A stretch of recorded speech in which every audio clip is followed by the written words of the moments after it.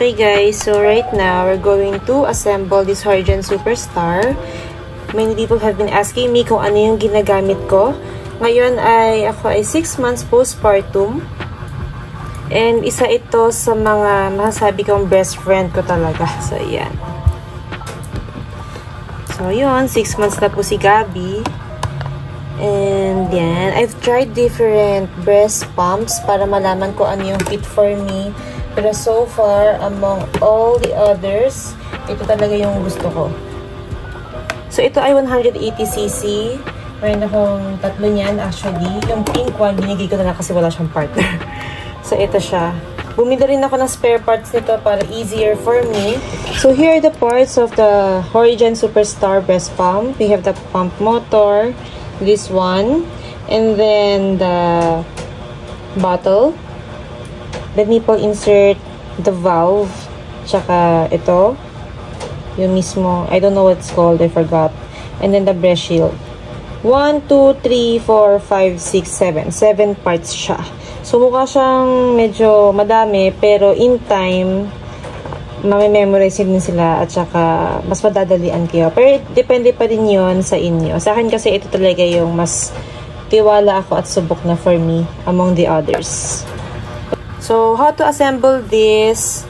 So, get nyo lang itong piece na to. And then, meron yan duckbill. Ito siya. Very important na i-check nyo yung parts kung merong mga sira, tears, kasi hindi magiging efficient yung pumping. So, compared with the others, isa talaga to sa mga magagandang nagamit ko. Kahit na hindi siya ganun katahimik, unlike the others, ito talaga efficient and very simple lang. Subok na to sa OPD, subok na to kahit saan, nagagamit ko talaga siya even working. Pero syempre, preferred ko pa rin na hindi. Ang problem lang dito ay nagli-leak siya. Tsaka hanggang 180 lang. So, attach mo lang yan. Screw type naman siya. And then, lalagay nyo lang itong diaphragm. And then, itong breast shield. And then, syempre, kailangan mong kunin yung size. 25mm kasi ito. So, kuha ka lang ng flange or yung breast insert. Nipple insert rather. So, 17mm yung ginagamit ko. So, ganyan siya. And then, attach mo lang dito. Yan. Tapos, kiklik mo lang ito. Pag kinlik mo yan, ganito siya. Ganyan yung tunog niya. Kung nadidinig ninyo. Narinig nyo ba? Tapos, pwede nyo i-increase to 5. Yan yung sound niya. Tapos, ito yung first mode, stimulation mode. And then, ito yung extraction.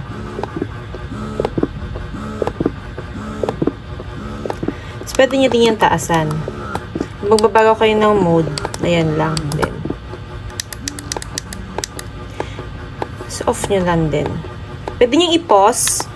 Ganyan. Tapos off nyo. So, ganun lang siya kadali. So, ayusin ko lang din tong isa para mas madali natin makita. Get nyo lang to. Tinagay nyo to.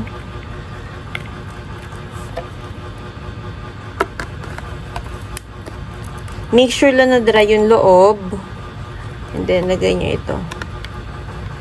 Ni-sterilize ko to prior. So, ito ay naka-sterilize and naka-dryer na rin siya.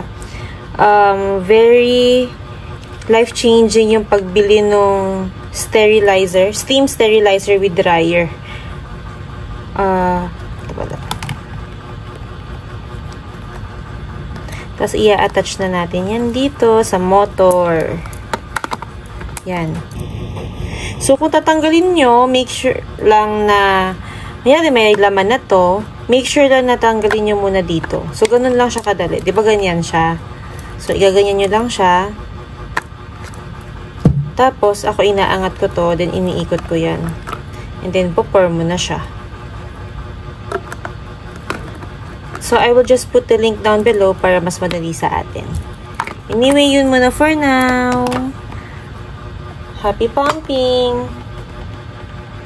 So, pakita ko din pala, meron takip yung storage bottle ng Horigen. So, okay din. Kasi, tignan nyo. Tago nyo na agad. Oh, bye. So, you can reuse it for other stuff pa. Pero, syempre, for breast milk lang yan. Balik ko na. So, pakita ko na lang din. Ito yung sterilizer namin. Ganyan siya. Hey guys! So, right now, we're going to fit this Hydran Superstar. So, it's also easy to use. You just have to charge this and then you put this right on there. And, yan. Yan lang natin. So, as I told you before, this is one of the most reliable pumps that I used. So, ito talaga yung mainstay ko. That's why I bought different extra kits. Yung 180cc. I'll just put the link down below. And then, on lang natin siya.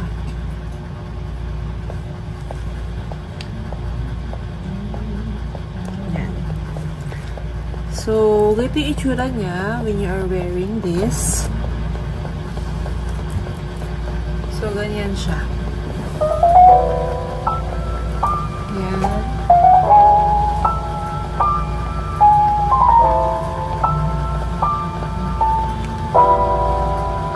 So, hindi lang yata naayos yung padding. Pero ganyan siya.